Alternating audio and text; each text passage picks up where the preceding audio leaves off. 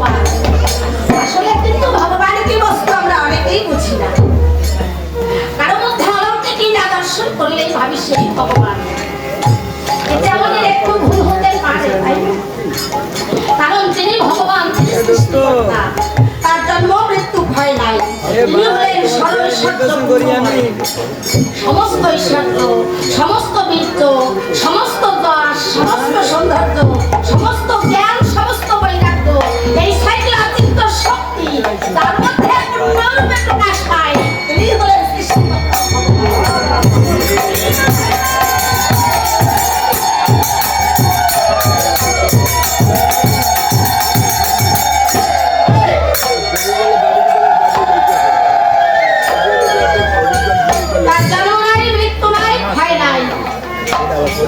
যদি তার জন্ম মৃত্যু ভয় না থাকবে, তাহলে আমরা মনে মনে ভাববো তাহলে রামকে, কৃষ্ণকে, গৌরহরিকে, ওরাকান্দির হরিচাঁদ ঠাকুরকে।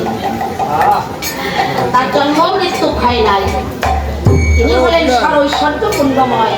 কিন্তু ভক্ত যখন ভক্তির ভাব হলে ভগবানের সঙ্গে সম্পর্ক তৈরি করে তাকে ডাকার মতো ডাকতে পারে, তখন নরলীলা সাধন করতে যুগে যুগে পৃথিবীতে অবতার হয়ে তাকে আসতে বাধ্য হতে হয়। কেন তিনি আসে? গীতার পাতায় বললেন, কি বললেন?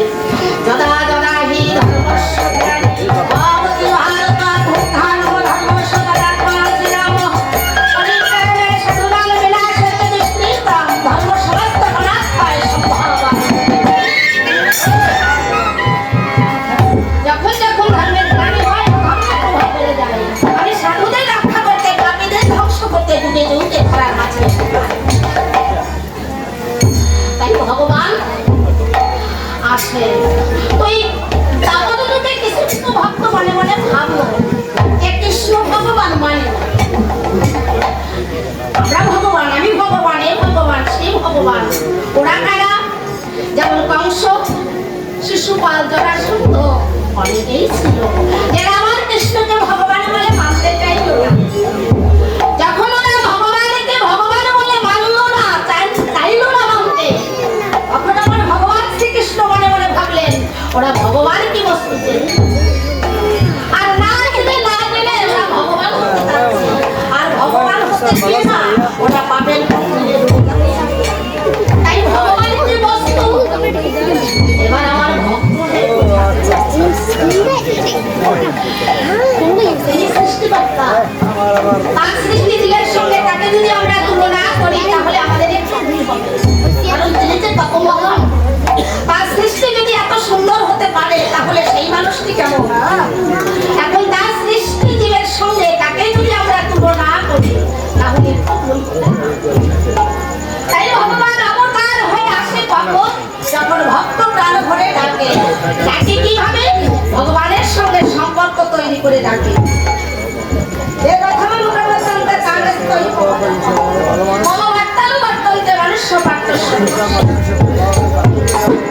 আমাকে যেমন ভাবে চায় তেমনি ভাবে আসে। এজন্য তার বহু নাম, কেউ তাকে আল্লাহ বলে, কেউ তাকে গড বলে, কেউ তাকে হরি বলে, কেউ তাকে কৃষ্ণ বলে।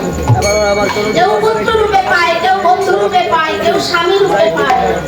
যে যে সম্পর্ক তৈরি করে যে নাম ধরে তাকে ডাকে ভগবান সেই নামে।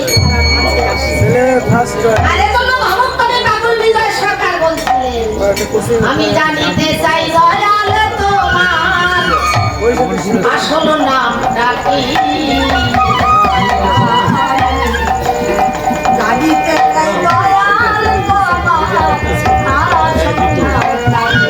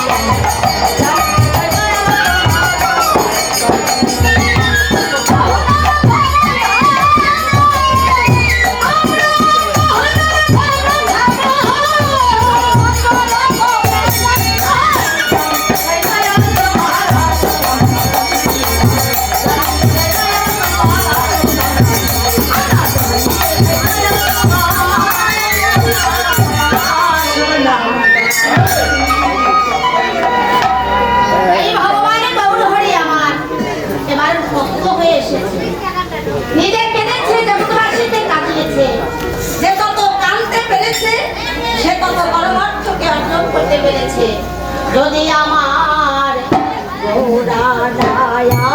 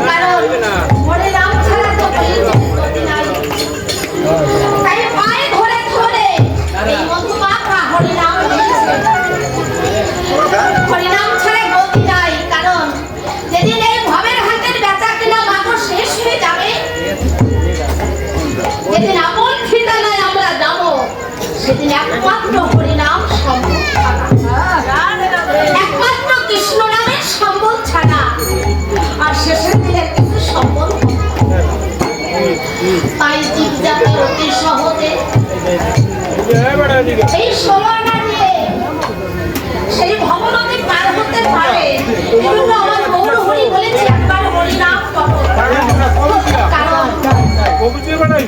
একদিন আমাকে কথা দিয়েছিলে আমাকে ভালোবাসবে কোনদিন দিয়েছিলাম কথা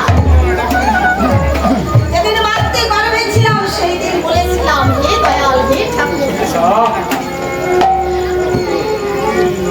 মাতৃ জঠরে থেকে তোমাকে যখন পেয়েছি তোমাকে ছাড়বো না সেদিন মাতৃ জঠরে থেকে গোবিন্দ বললেন হে তুমি যদি মাতৃ জঠরে এসে যদি মাতৃ গর্ভ থেকে ভূমিষ্ঠ না হও ওই সোনার পৃথিবীতে যদি তুমি না যাও তাহলে মাতৃ হত্যায় তুমি আর যদি মাতৃ হত্যায় লিপ্ত হও তাহলে তুমি যে 80 লক্ষ যদি ঘুরে ঘুরে তুমি 4 লক্ষ মানুষের ভিতরে আসো তোমার হয়তো আমার সেই 80 লক্ষ ঘোরা লাগবে না জমি থাকবে তাই তোমাকে যেতে হবে এই ঘরের মাঝে সেদিন বলেছিলাম হে ঠাকুর আমি ওই ঘরের মাঝে যাব কিন্তু আমি তোমাকে পাবো হ্যাঁ পাবে আমাকে যদি ডাকার মতো ডাকতে পারো আর যদি তুমি কান্নার মতো কাঁদতে পারো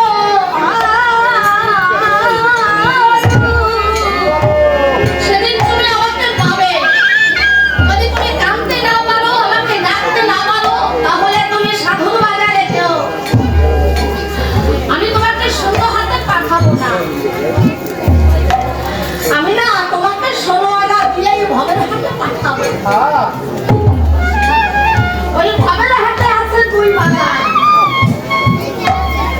সবাই কিন্তু 16 আনা নিয়েছে গোবিন্দ সেদিন শূন্য হাতে পাঠায় নাই সবাইকে 16 আনা করে দিয়েছে ও সেই 16 আনা নিয়া আমরা এই ভবের হাতে এসেছি এই ভবের হাতে এসেছি গোবিন্দ বলছিল না তুমি ভবের হাতে পাঠালাম তোমাকে ভবের হাতে তোমাকে দিলাম 16 আনা তবে তুমি এই 16 আনা নিয়া ভবের হাতে আছে 2টা বাজার একটা আছে সাধু বাজার আর একটা আছে সোনা বাজার যদি তুমি সোনা বাজারে যাও তাহলে তুমি রেডি হয়ে যাবে যদি সোনা বাজারে গিয়ে 16 আনা নিয়ে বেচা কেনা করো তাহলে রেডি হবে আমি শেষের দিনে তোমাকে পার করবো না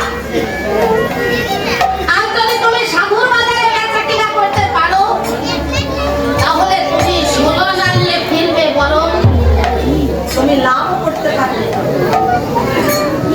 তাই মা আমরা সবাই কিন্তু সেই 16 আনা নিয়ে এসেছি এই ভবের হাটে বেচা কেনা করতে তবে 2 বাজার এক বাজার হচ্ছে সোনা বাজার যারা সোনা বাজারে বেচা কেনা করলাম তারা হলাম ঋণী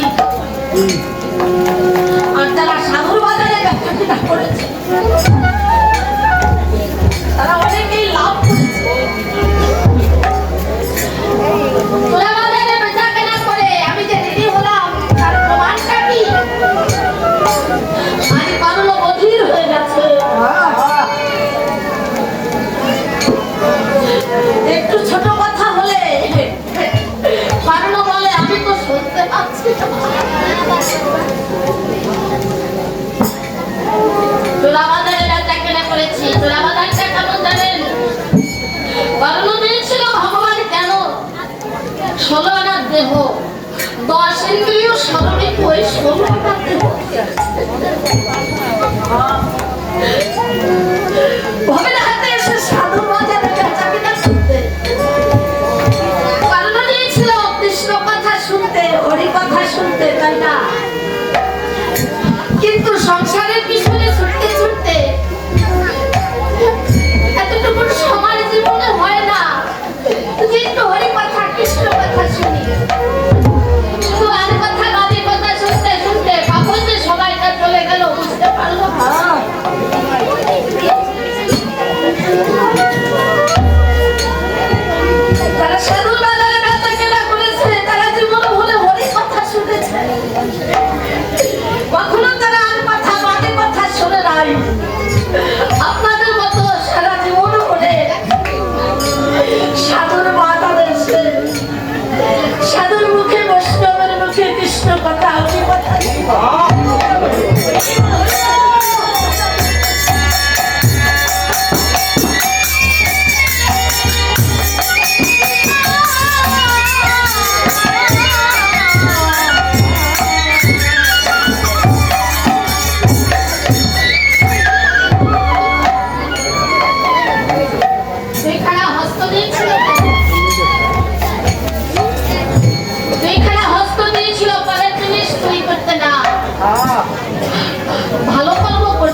তুমি তুলসী পাতা দান করো, যদি পারো ভক্তের জন্য।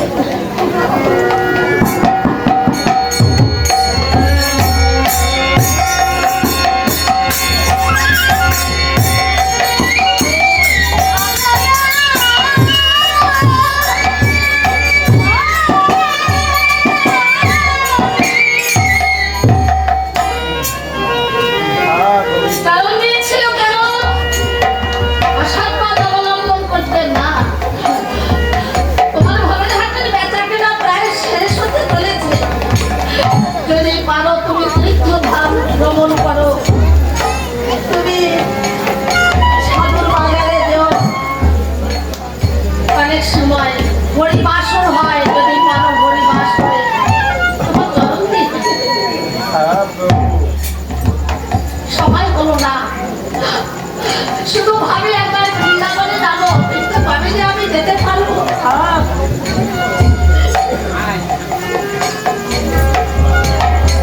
তো ভগবান চরণ দ্বারা হলো কিছু করে হয় নাই তো, তাই চূড়া বাজারে তো বেচাকেনাই হলো।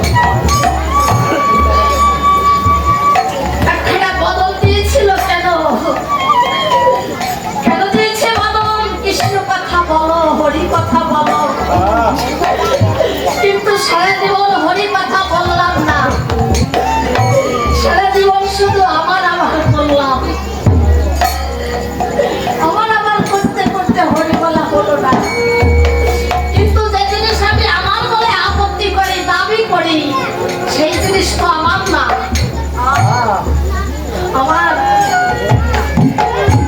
আমি সারা জীবন ধরে বললাম আমার ছেলে, আমার মেয়ে, আমার ঘর, আমার সংসার অনিত্য বস্তু,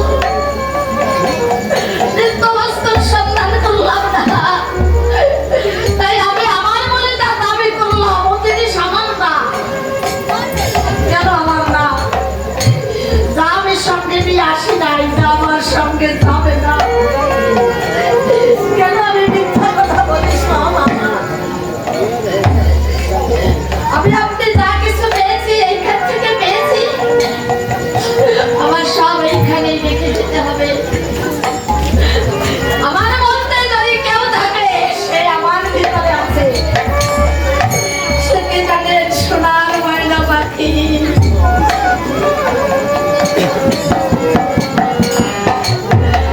বিনয় সরকার বললেন নাকি পোষা পাখি?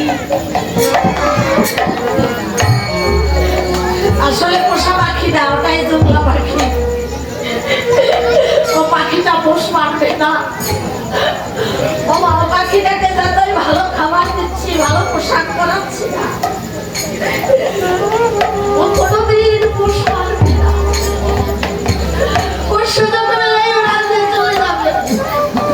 কতদিন আর পাখি চলে গেছে, আর ফিরে যাবে। আমার বাবা, আমার ঠাকুরমা, ঠাকুরদাদা, ওরা একটা পোষা পাখি ছিল। তারা অজানার দেশে চলে গেছে। ঠিকানা বিহীন অজানা দেশ।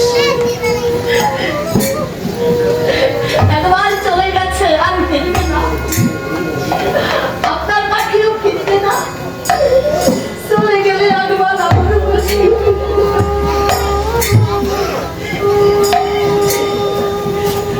মায়া দিয়েছে কেন? মায়ার কান্না কেন না? মায়ার কান্না কানলে শেষের দিনে পার হতে পারবে না। যদি পারো